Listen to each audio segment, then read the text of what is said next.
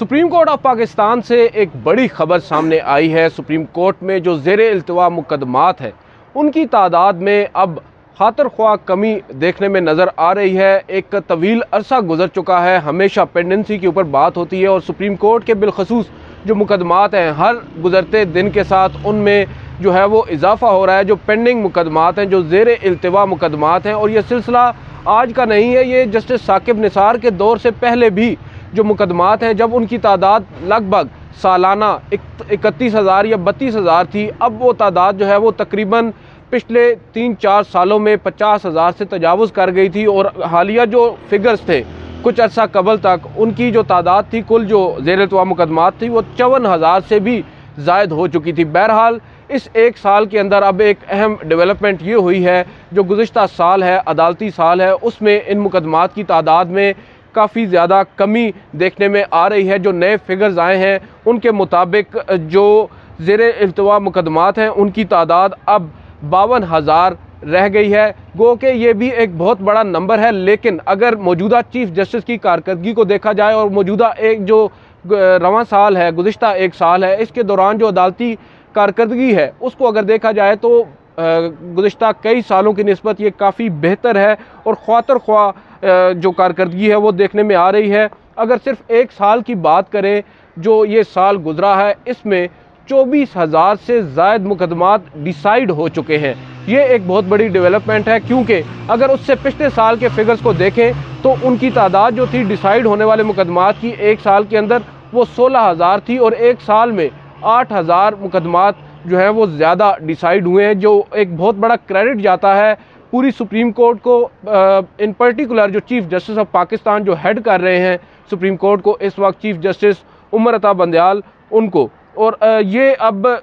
जो फिगर्स आए हैं जो कि बाकायदा तौर पर जारी किए गए हैं सुप्रीम कोर्ट की जानिब से, उससे ये साबित होता है कि जो पेंडेंसी है वो अब कम होती पड़ रही है। इससे कबल भी एक दौर ऐसा आया था जब जो ज़ेरे इल्तिवा मुकदमात थे सुप्रीम कोर्ट के वो कम हुए थे, और वो दौर था साबिक चीफ़ जस्टिस आसिफ सईद खोसा का, जब जो क्रिमिनल जो अपील्स हैं सुप्रीम कोर्ट के अंदर, जो फौजदारी के मुकदमात थे उनकी तादाद सिफर हो गई थी। जो पेंडिंग मुकदमात थे, जो दायर हो रहे थे मुकदमात, वो तो रोज़ाना की बुनियाद पर हो रहे थे और साथ साथ डिसाइड भी हो रहे थे, लेकिन जो एक बैकलॉग था उन्होंने उस वक्त उस बैकलॉग को ख़त्म किया था। और अब मौजूदा चीफ़ जस्टिस को जो क्रेडिट जाता है वो सिर्फ एक पर्टिकुलर जॉनरा नहीं है केसेस का, यानी सिर्फ फौजदारी या सिर्फ सिविल के मुकदमात नहीं है, ओवरऑल जो मुकदमात की तादाद है उसमें ये कमी हुई है। और यहाँ पर जो एलामिया अब सुप्रीम कोर्ट की जानिब से जारी किया गया है उसमें सबसे अहम और पॉजिटिव चीज़ ये है कि चीफ़ जस्टिस ऑफ पाकिस्तान ने इसका क्रेडिट खुद नहीं लिया, बल्कि अपने जो साथी जजेज़ हैं, जो दीगर जजेज़ हैं सुप्रीम कोर्ट के, उनको भी उन्होंने क्रेडिट दिया। उन्होंने कहा है कि ये जजेस की मेहनत और केस मैनेजमेंट सिस्टम जो है उसके और बेंचेस की जो तश्कील है उसके मरहून मिन्नत है, क्योंकि पूरा एक प्रोसेस होता है सुप्रीम कोर्ट के अंदर। एक ब्रांच नहीं है, ढेरों ब्रांचेज़ हैं मुकदमात फ़िक्स करने के लिए। और जब मुकदमात दायर होते हैं, पिटिशंस दायर होती हैं, उसके लिए इंस्टीट्यूशन ब्रांच है और फिर सिविल ब्रांच, सिविल 1 है, सिविल 2 है। इसी तरह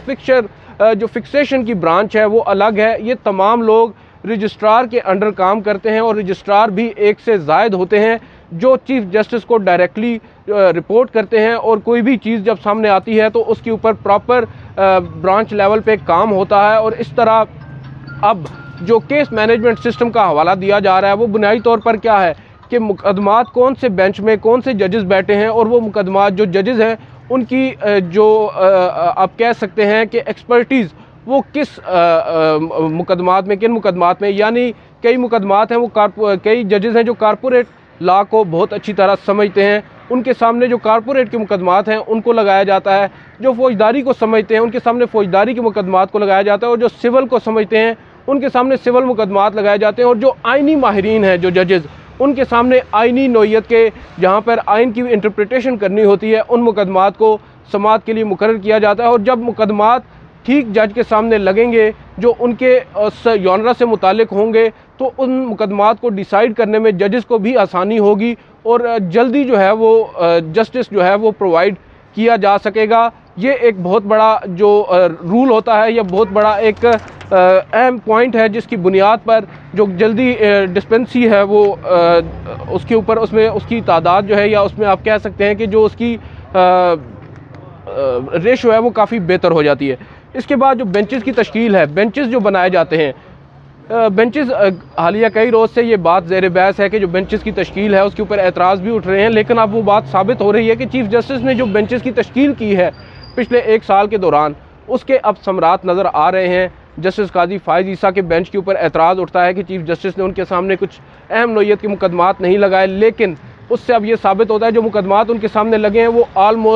मोस्टली जो मुकदमात हैं वो डिसाइड हुए हैं। और इसी तरह जस्टिस इजाज़ुल एहसन का बेंच है या दीगर जितने भी जजेज़ हैं उनके बेंचेस, उनकी सबकी कारकर्दगी अगर आप इंडिविजुअल भी देखें तो वो काफ़ी ज़्यादा इम्प्रूव की है। और इसका एक क्रेडिट जो है वो चीफ़ जस्टिस को जाता है जो एडमिनिस्ट्रेटिव हेड हैं सुप्रीम कोर्ट ऑफ पाकिस्तान के।